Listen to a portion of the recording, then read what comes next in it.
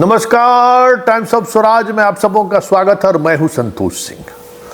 और आज हम टाइम्स ऑफ स्वराज में बात शिक्षकों की तबादला की कर रहे हैं।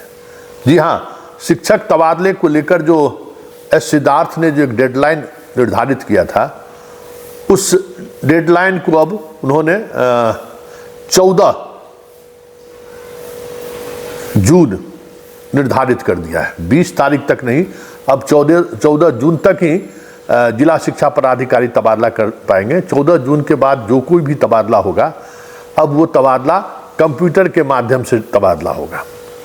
14 जून तक जिस तरीके से उनको तबादला करना है कर दें। वो 15 तारीख से हम कंप्यूटर के सॉफ्टवेयर के सहारे उस पूरे तबादला प्रोसेस की हम जांच भी करेंगे और जो त्रुटि है उस त्रुटि को हम दूर करने की कोशिश करेंगे। आखिर ये परिस्थिति क्यों बनी, सीधे सीधे तौर पर ये आदेश एस सिद्धार्थ को क्यों जारी करना पड़ा? तो अब वही सवाल है जिन सवालों को लेकर हम लगातार सिद्धार्थ को घेरते रहे, जिन सवालों के सहारे लगातार सिद्धार्थ के कामकाज की शैली पर सवाल उठाते रहे, आज वही सवाल उनके सामने मुंह बाए खड़े हैं। हम तो तबादला कर रहे हैं, लेकिन बहुत सारे स्कूल ऐसे हैं जहां बिना शिक्षक का स्कूल हो जा रहा है। बहुत सारे शिक्षा स्कूल ऐसे हैं जहां शिक्षकों की संख्या छात्रों की संख्या से ज़्यादा हो जा रही है। जो मानक है वो मानक के मापदंड पर खरे नहीं उतर रहा है। तो आज एस सिद्धार्थ ने इसको लेकर एक समीक्षा बैठक आयोजित की है और उस बैठक के बाद विभाग इस नतीजे पर पहुंची है कि जो कोई भी तबादला, जितना जो कुछ भी तबादला हो संभव है, क्योंकि बड़े जिला में तबादला नहीं हो पा रहा है। पूरी कोशिश के बावजूद भी कई तरह की तकनीकी गड़बड़ियां सामने आ जा रही हैं। इसलिए सिद्धार्थ ने अब निर्णय लिया है कि वो सारी तकनीकी गड़बड़ियों को हम कंप्यूटर के सहारे हम उसको कह सकते हैं कि दूर करने की कोशिश करेंगे। आज उन्होंने 4 पॉइंट ब्रीफ किया है सभी जिला शिक्षा पदाधिकारी को, और उन्होंने जो कहा है जरा उसको आप भी जरा गौर से देखिए। जो 4 पॉइंट उन्होंने कहा है, जिस पॉइंट के सहारे वो ट्रांसफ़र पोस्टिंग को अंतिम रूप देना चाहते हैं, जरा आप भी सुन लीजिए क्या उन्होंने 4 पॉइंट कहा है। और जो 4 पॉइंट है उसके सहारे बहुत कुछ आप समझ भी सकते हैं कि क्या होगा ट्रांसफ़र पोस्टिंग में और इसका ट्रांसफ़र पोस्टिंग का नतीजा क्या होगा। 14 जून 2025 तक पोस्टिंग की सूची पूरी करनी होगी। 15 जून से शेष पोस्टिंग सॉफ्टवेयर द्वारा स्वचालित रूप से की जाएगी। मतलब 15 तारीख के बाद भी पोस्टिंग सॉफ्टवेयर के द्वारा होगा। 15 जून के बाद डीओ कोई स्थानांतरण नहीं कर पाएंगे। शेष पोस्टिंग कंप्यूटर सॉफ्टवेयर द्वारा की जाएगी। सॉफ्टवेयर निम्नलिखित मापदंडों पर शिक्षकों की पोस्टिंग की जांच भी करेगा। प्राथमिक विद्यालय 1 से 5 के लिए न्यूनतम शिक्षक आवश्यकता कक्षा 1 से 5 तक शिक्षा प्रदान करने वाले प्रत्येक स्कूल में कुल छात्र नामांकन के बावजूद कम से कम 3 शिक्षक नियुक्त होने चाहिए।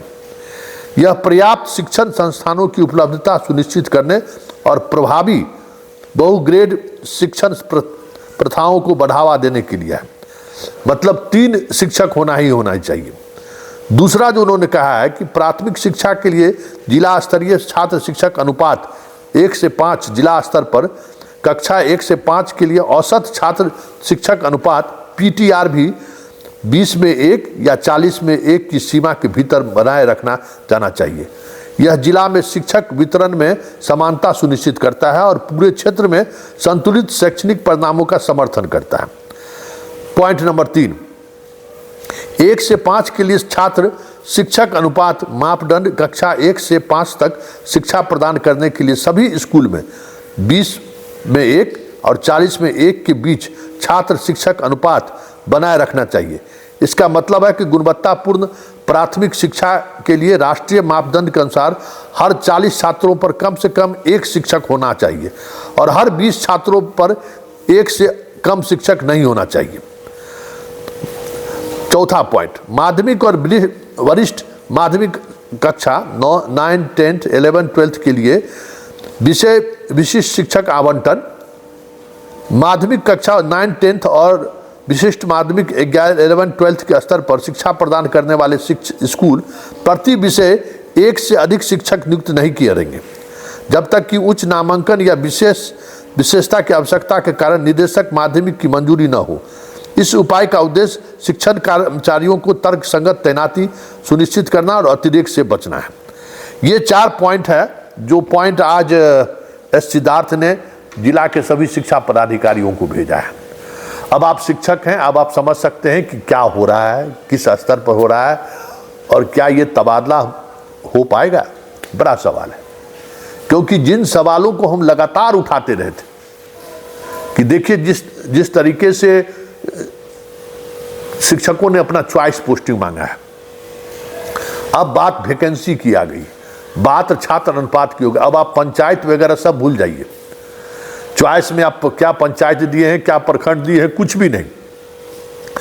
अब आप इस बात को समझिए कि मिनिमम 3 शिक्षक हमको हर प्राथमिक विद्यालय में रखना है। अब सोच लीजिए कि आपका तबादला होगा कि नहीं होगा।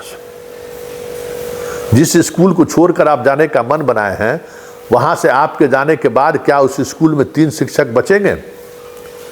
खुद आप मूल्यांकन कर लीजिए कि एक स्कूल में कितने शिक्षक तबादले की इच्छा व्यक्त किए हैं और उनके चले जाने के बाद क्या आपके स्कूल में 3 शिक्षक बचेंगे। मतलब 20 में औसतन 1, 40 में 1, मतलब बीच का एक मानक बना। मतलब 1 to 5 में सबसे ज़्यादा तबादला मतलब सीट है, उस सीट को उसने निर्धारित कर दिया कि हम इसमें कोई छेड़छाड़ नहीं करेंगे, इस मानक को हम मानेंगे ही मानेंगे। और मेरा ये डेडलाइन है कि भाई इसमें हम कोई समझौता नहीं कर सकते।